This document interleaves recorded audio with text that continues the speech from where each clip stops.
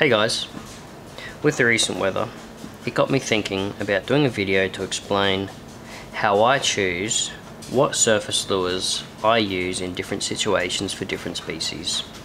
So we'll be going through stick baits, traditional cup face poppers, crawler baits, buzz baits, wake baits, and then your creature baits like frogs and rats. Now let's start off with something that a lot of people don't realize is that your leader, if you're fishing braid, can affect how your surface lure swims. Now if you are running braid and you run a fluorocarbon leader, fluorocarbon actually sinks. So if you have fluorocarbon on, say a traditional cup face popper, that fluorocarbon line is going to sink down and pull the nose of your popper down. Therefore you're not going to get the correct or best action out of your cup face popper. Now this isn't always going to affect every surface lure. Things like your crawler baits, which are, like everyone knows, your jackals, they're a crawler bait, or even just cup face surface lures are a crawler bait. They're not really going to get affected by what leader you use. Same with things like your wake baits. Wake baits are the ones with a big vertical bib on the front. They shouldn't really get affected by what leader you use. So if you swap over to a monofilament leader, mono floats.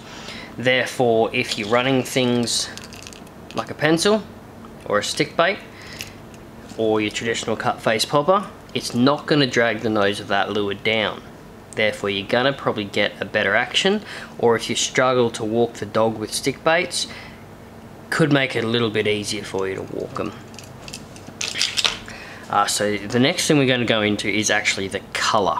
What colour lure should I pick? Now you've got a lot of different facets. You've got whether the water is dirty or clear, or even if it's just going to be a little bit choppy on the surface, like from wind, etc. Easiest rule is clear water, natural colours. So your natural colours, you're looking at like your silvers, your browns, your greens, even white can be a good all-rounder in both dirty or natural colour, dirty or natural water, sorry. But if you're looking at dirty water, you're looking at colours like your fire tiger, like this sort of thing, something really bright. So that's your Rapala Skitterpop. Something like that, really bright, so it's going to stand out in the dirty water. Or even black, and then once again white. White's a good all-rounder. Oh, flies. Actually, now we're going to jump into noisy or quiet lures. So, if it's a high windy day and the top of the water's a bit chopped up, or you're fishing dirty water, then you might opt for something that's going to be a little bit noisier, just to help the fish actually find and locate and accurately hit the lure. So one of the noisiest topwater lures there are is your Jackal Pompadour. Now obviously they come in a range of sizes. You've got them right down to your little micro pompadour. So whether you're chasing cod or bass, or even your Saratoga, you could catch barra, but they're not normally my first pick. But yeah, mainly your cod and your bass in dirty water, or when the water's a little bit chopped up from the wind, these are a fantastic option. You've also got little cicadas. So this one here is actually the Pagani Siglet by Megabass. Is my personal favourite cicada, with your soft wings, hard body, furry underbelly, single hook, gives it a good hookup ratio. Or something new to the market like your D-Style Reserve, like that one there. But they're all going to be a good option for something a little bit noisier, breaking up a bit more water on top. Your buzz bait will do something similar as well. So your buzz bait looks a bit like a spinnerbait. So this one here is the Jackal Darabuzz buzz bait. The blade will chop up the top of the water, while this skirted head will sit just underneath the surface. Then you've got other ones like your Savage Gear Suicide Duck with a twin propeller feet. Once again, gonna create a fair bit of noise on top of the water, and a fair bit of fair bit of disturbance, you know, cause a bit of a ruckus. Because a lot of the time, a lot of people think, well, what eats a duck? Not everything eats a duck, for example, but a lot of the time, fish will hit a lure just because they don't want it there. They're annoyed it's in their home, or you know, fish are territorial. Cod are very territorial, so they're just going to hit it because they don't want it there. So you move over to like your stick baits, or your spooks, as a lot of people call them in the US. Now the actual original spook is the original Heddon Zara spook, one of the easiest walk the dog lures out there. Now this sort of size, you're looking at barra, big toga, cod as well. Then you've got something of the smaller scale, like this one here is a Duo Realis pencil, which is a smaller profile to your Zara spook.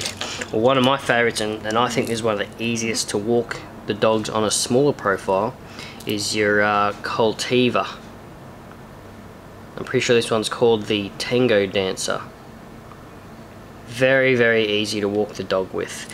You've also got sinking styles, so if you're fishing saltwater for barra and you want to, as everyone says, match the hatch, and you've got skittering prawns everywhere, something like your Savage Gear hybrid shrimp is a fantastic option. That's a sinking one, so a quicker retrieve will get this darting across the surface on the paws. It'll sink back down on the fish's face.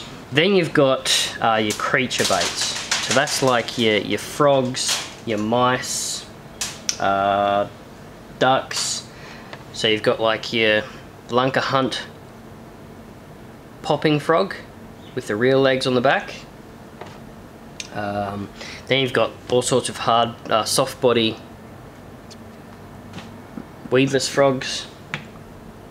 Very popular one for cod at the moment is the Live Target field mouse.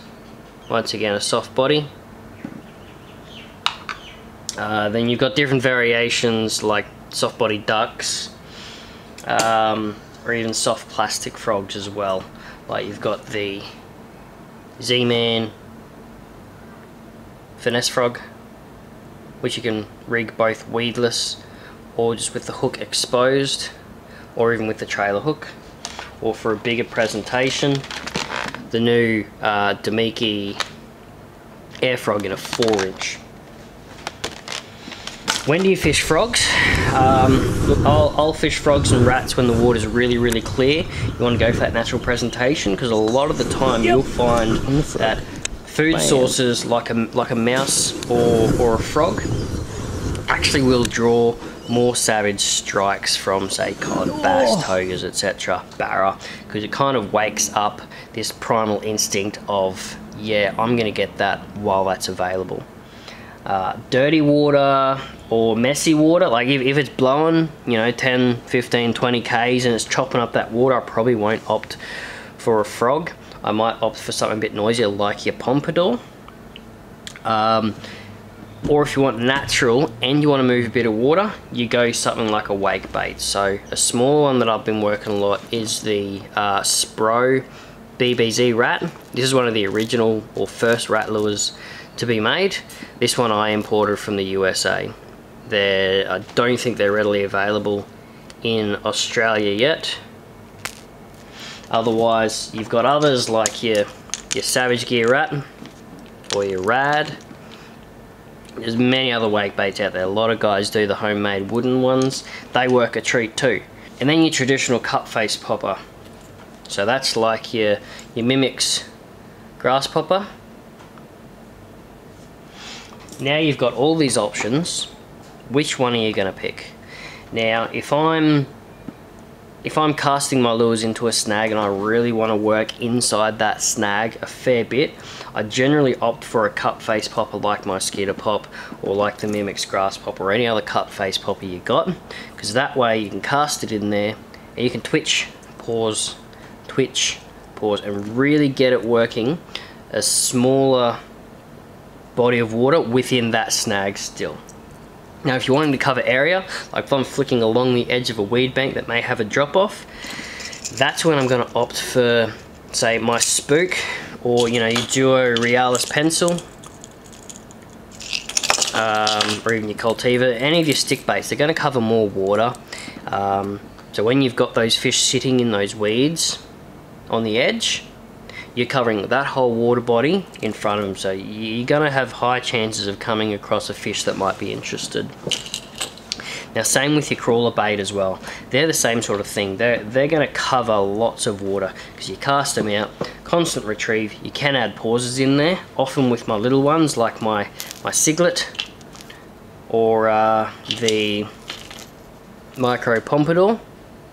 Things like them I can also cast in, slow wind, then pause. Normally after I cast it, you'll get those ripples coming out from your lure. I'll wait before those ripples have disappeared or dissipated before I start my retrieve, because then you're going to get the most action and disturbance on top of the water without those ripples around.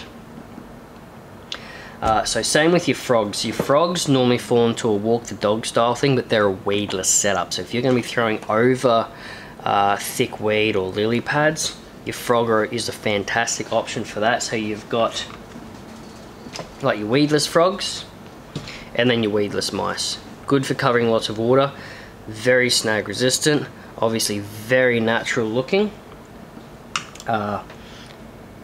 One tip though with your frogs, you've noticed here they do come with a fairly long set of skirted legs underneath them. So this one here is the Savage Gear Lily Ninja Frog. Now what I do, because of the long skirt, you can tend to get a lot of missed hits without actually hitting the back of the frog's legs and not getting close enough to the hooks. So if you get your frog and you trim down his legs a bit, so you can see here I've actually cut off about 1 inch and made one leg slightly longer than the other one. This with some frogs can actually make it easier to walk the dog, and also draws the strikes to be closer to your hooks. Now the reason I cut one longer than the other, only very slightly, is how much drag it has through the water. So when you're trying to walk the dog, to initially get that side to side action started, the one leg being slightly longer can help with that if you're struggling to walk the dog with some of the frogs. You don't have to with mice if they have that, because that's only a single tail. That one there I've left fairly long because I'm actually running a stinger hook rigged on this one. Now once again, that's a soft body mouse with a stinger hook on the back. But yeah, a lot of great options. I'll just quickly show you my favourites. Obviously my favourite wake bait at the moment is the Spro BBZ Rat in the 30. Two soft plastic frogs. You got the Damiki Air Frog for an awesome big profile, you know, for your cod or your barra. Big profile, which looks to be a big meal for the fish, so you get some pretty aggressive strikes. And then this one here is your Finesse Frog from Z-Man. Great little weedless option for casting into snags for bass and stuff. Constant retrieve, little kicking legs behind it. My favourite cut face popper at the moment is the Rapala Skitter Pop. Now I've found with the feather on the back, this can actually help the fish hook up on that back hook, because a lot of the time that's what they're hitting for. Same, similar to your frog skirted legs. And that is easy to pop. Nice and bright and dirty water too. My favourite little crawling baits at the moment. Obviously the Pagani Cyglet for bass, same with your Micro Pompadour. With the Micro Pompadour though, I have switched out the back double for a treble. Now a lot of people say, oh, but then you lose your weedless rig for it. No, you've got another treble hanging underneath, which actually hangs further down, so it's not really going to affect how weedless or snag resistant it is. I haven't really had too many issues with the hooks hooking each other, but has increased the hookup ratio quite a fair bit by having that extra treble on the back rather than the double. My favourite stick baits, the bigger stick baits for like barra or cod or even big Saratoga. Even bass will hit this size still. Heddon Zara Spook, the Duo Realis pencil in 2 sizes. Obviously the smaller one I tend to opt for that sort of size. Your bass, which is kind of like the Coltiva Tango Dancer, I believe. A lot of people question as well things like the Savage Gear bat or the Fruck. Like I stated earlier, a lot of fish don't eat bats or frucks. We know that. I have actually never seen a fruck in the wild. If you've got footage of one, please let me know, put the comment in below. But look, like I said, a lot of fish hit these things just because they're in their territory. They don't know what it is. They just want it gone. So yeah, hope this was a good little video to give you some tips. If there's anything I didn't cover, look, chuck it in the comments below. Send me a message or whatever. I'm more than happy to help you out. Heaps of options in Australia with all the surface lures at the moment, you know. You got your stick baits, your cut face, your crawlers, your wake baits, your creature baits like your frogs, your rats. It's endless, which is a fantastic thing to have here in Australia. The options and availability of good quality lures we've got coming into the country is fantastic. That pretty much concludes it. If you liked the video or it helped you out, look, really appreciate it. Subscribe, click that subscribe button down below. Big thumbs up or thumbs down if you liked or did not like it. But yeah, if you got any other questions, chuck a comment in below, have a chat. Hopefully see you on the water, and be good to see what sort of fish you're banging on the surface. Cheers, catch you later.